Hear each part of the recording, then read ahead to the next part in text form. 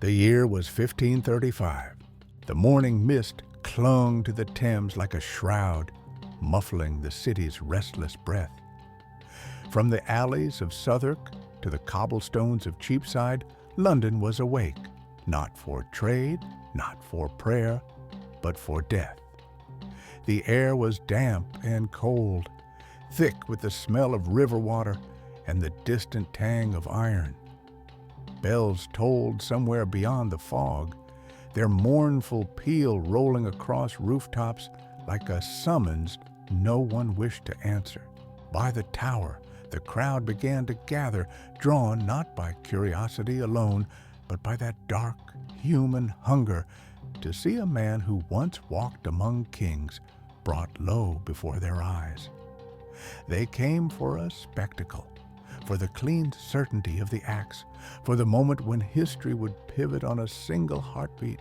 On this morning, one of England's brightest minds, a scholar whose words had danced across the courts of Europe, a statesman whose counsel had once steadied a king, would kneel on weathered oak and lay his neck bare to the blade. His crime was not treason in the common sense, not rebellion with sword or gunpowder, but something far more dangerous to a monarch who demanded obedience above all else, the refusal to bend his conscience. Once, he had been the king's most trusted servant, a man Henry VIII had called the truest friend I ever had. Now, he was a threat, a living reminder that there were still men in England who answered to a higher authority than the crown. He had been stripped of office, confined in stone and shadow, and offered every chance to save his life with a single oath. Yet each time he had refused, not with fire or fury, but with the quiet, immovable certainty of a man who had measured the cost and found his soul worth more than his head. The fog swirled and lifted in slow tatters, revealing the black timbers of the scaffold. The block waited, stained with the ghosts of other necks. The executioner stood motionless, the blade resting against his shoulder, catching the weak light of dawn. And somewhere within the tower walls, Thomas More rose from his bed of straw, straightened what remained of his finest clothes, and prepared to walk the last few hundred steps of his life. It was the end of a statesman, the fall of a friend, the making of a martyr. And though his head would soon stand on a spike above London Bridge, his story, the story of a man who would rather die than live a lie, would outlast the king who killed him. Part 1. The Golden Prince. Before the shadow of the scaffold, there had been light. England, in the early 16th century, stood at the cusp of two worlds, the last embers of medieval tradition flickering against the bright dawn of the Renaissance. The man on the throne, Henry Tudor, known to his people as Henry VIII, was not yet the bloated tyrant history would remember. He was a golden prince, tall, broad-shouldered, his face unlined, his smile disarming.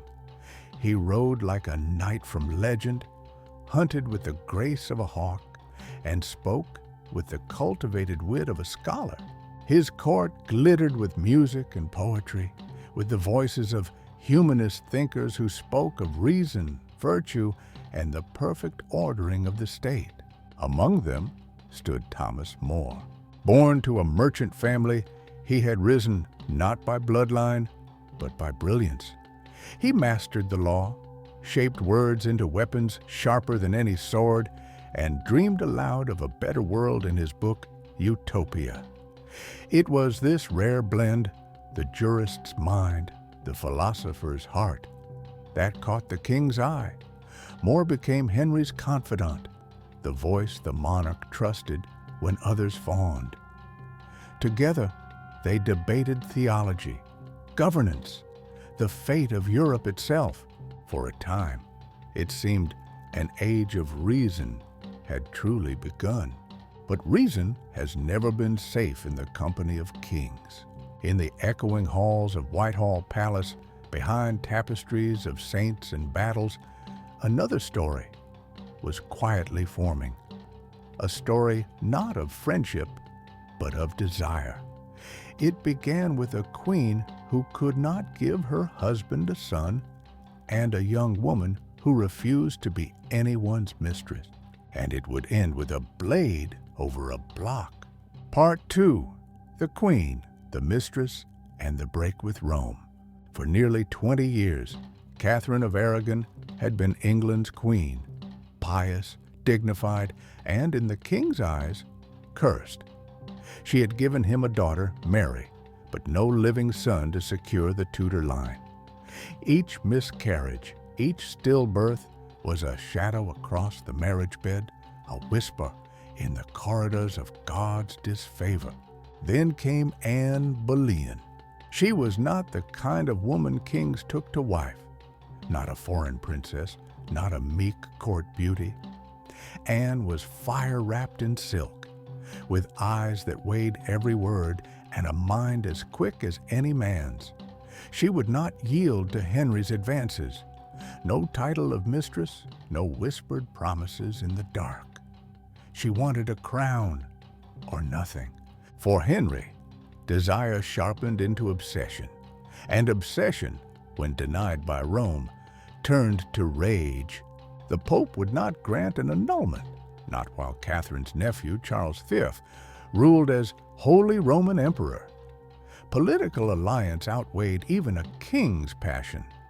But Henry was not a man to be told no. In 1534, the Act of Supremacy thundered through Parliament, severing England from the authority of the Pope. The king would now be the only supreme head on earth of the Church of England. It was a revolution cloaked as reform, a decree that placed crown above cross and conscience beneath royal will. For most at court, the choice was simple. Swear the oath.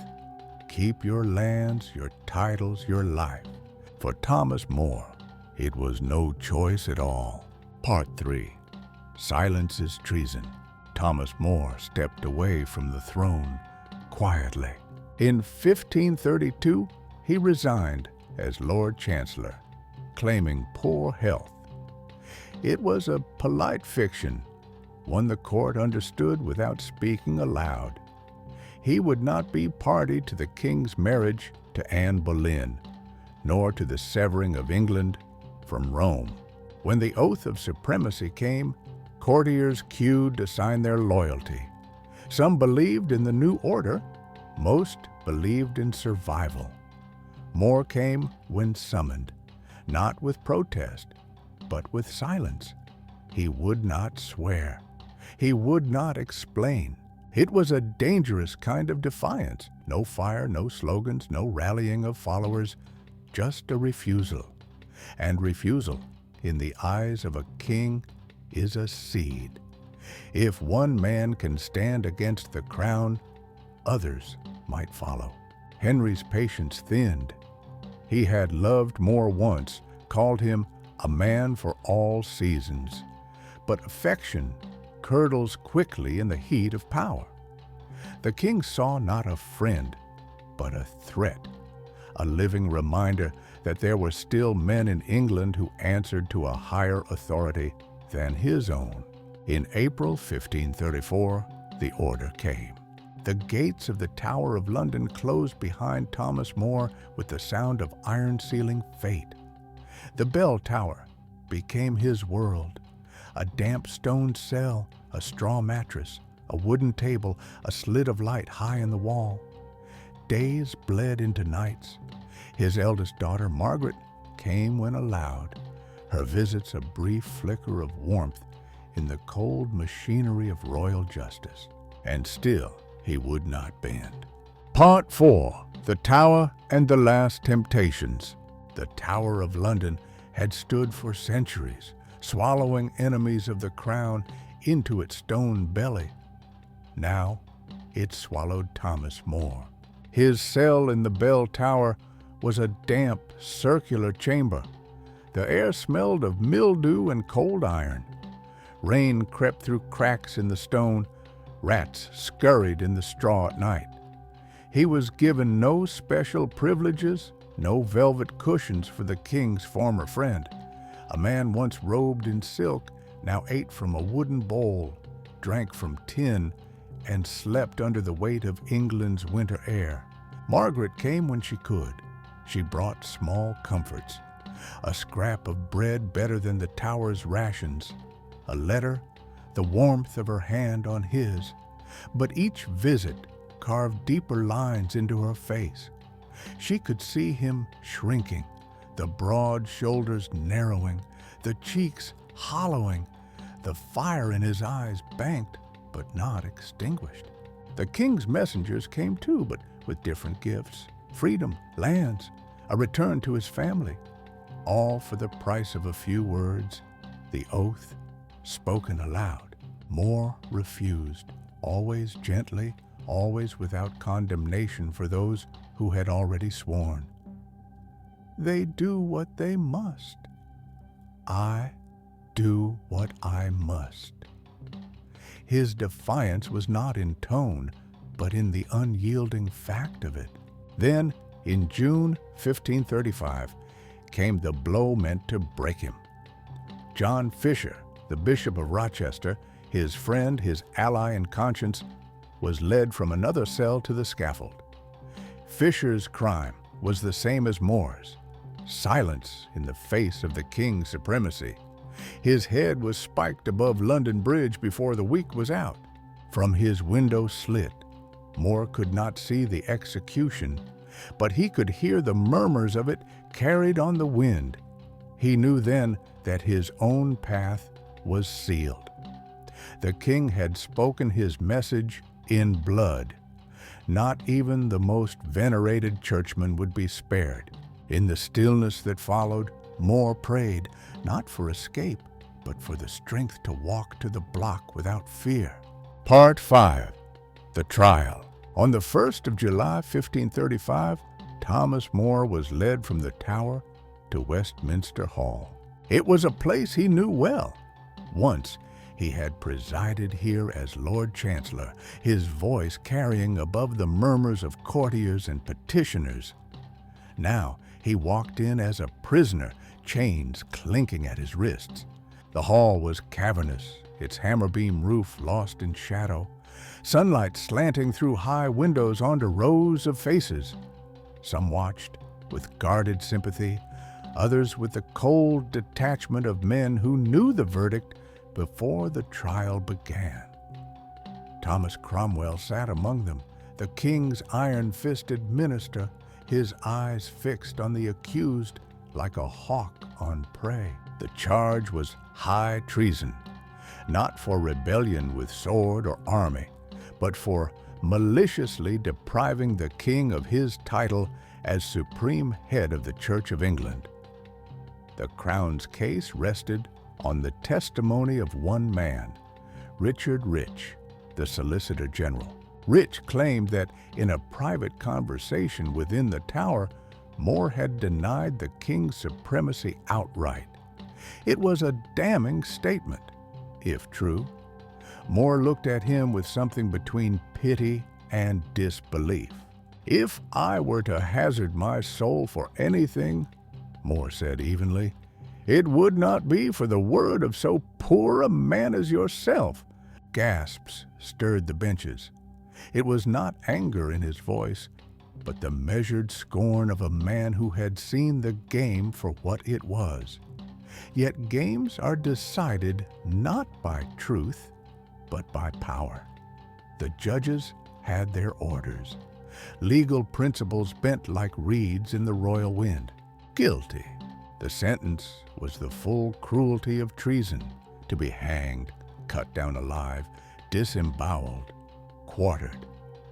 But Henry, in a gesture called mercy, commuted it to beheading, a cleaner death for a man of noble standing. When told, More bowed slightly. "I thank His Majesty for this grace. though I trust he will see me safe to heaven for it." The faintest trace of irony curled the edge of his words. 5 days were given to prepare his soul. 5 days to walk the narrow corridor between life and eternity. Part 6. The Final Morning. Dawn broke pale over the Tower of London on July 6, 1535. Inside his cell, Thomas More rose from the straw bed where he had spent his last night on earth. He had prayed through much of the darkness, pausing only to write a few final letters. Words for his family, blessings for his children, no bitterness, no plea for rescue. He dressed with care in what remained of his finest clothes, as if preparing for court rather than the scaffold.